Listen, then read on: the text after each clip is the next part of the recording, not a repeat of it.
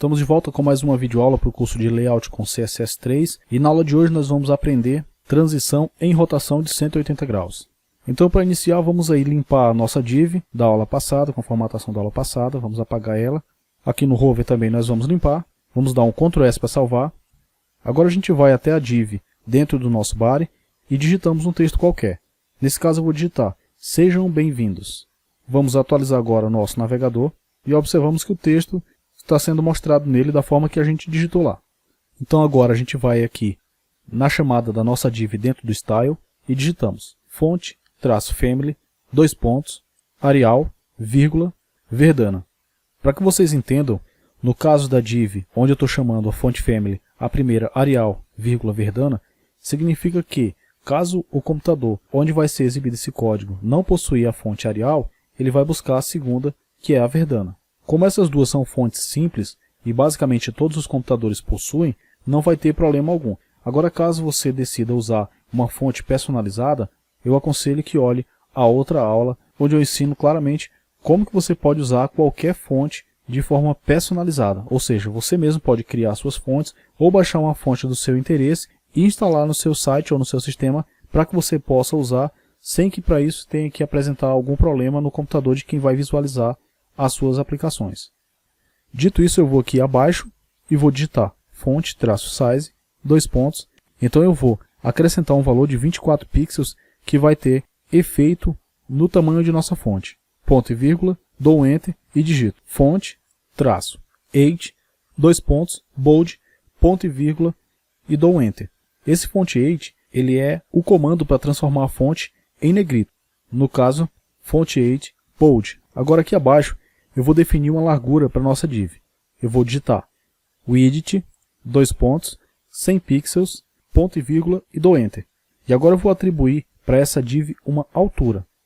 Eu digito 8, 100 pixels, ponto e vírgula.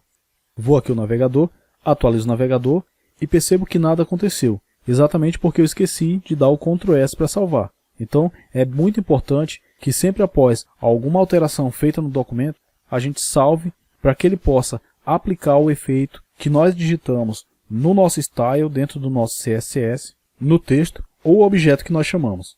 Então eu dou um Ctrl S para salvar e agora sim venho ao navegador, atualizo ele e está aí a nossa fonte no tamanho de 24 pixels, Arial e negrito. Agora eu venho aqui abaixo do nosso weight e vou dar uma cor de fundo para essa div.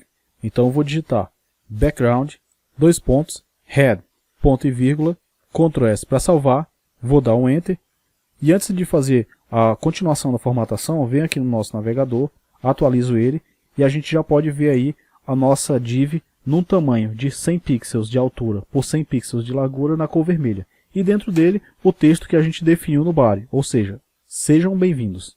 Agora sim, aqui abaixo eu vou aplicar o efeito. Eu vou digitar transition, width, espaço, 2S, que seriam referente a 2 segundos.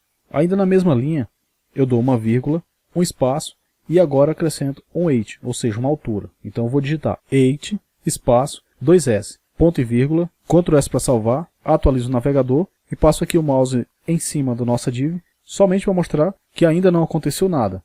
Então para que aconteça alguma coisa, agora sim eu venho na nossa div hover e vou adicionar o comando para que após o mouse ser passado por cima, ele execute a função que a gente pedir. Eu vou digitar uma largura, no caso eu digito width, 200 pixels, ponto e vírgula, dou um Enter. Agora aplico uma altura também de 200 pixels, 8, 200 pixels, ponto e vírgula, dou um Enter e agora vamos chamar aí o nosso efeito, ou seja, o nosso transform. Eu digito transform, rotate, abre e fecho parêntese, ponto e vírgula e volto dentro do parêntese. Agora eu vou digitar o valor 180 deg, Ctrl S para salvar e vou atualizar o navegador. A gente pode observar que a nossa div teve uma expansão e o texto ele fez exatamente a rotação de 180 graus. Eu vou modificar o tamanho da altura e da largura da nossa div para 200 pixels. Ctrl S para salvar, atualizo o navegador e agora o efeito hover vai ser diferente, porque o tamanho da nossa div é o mesmo tamanho da div com o efeito hover aplicado. Então nesse caso, o único efeito do nosso elemento será o texto. já que a nossa div, tanto normal como em hover, ela vai estar da mesma altura. Então apenas o texto é que vai sofrer o movimento do transform, ou seja, o rotate 180 deg. Eu vou alterar aqui o hover de tamanho de 200 para 300 pixels, tanto o edit como o weight também. Vou dar um Ctrl S para salvar e atualizar o navegador. E aí a gente percebe, ao passar o mouse sobre a nossa div, que ela mantém aquela mesma expansão.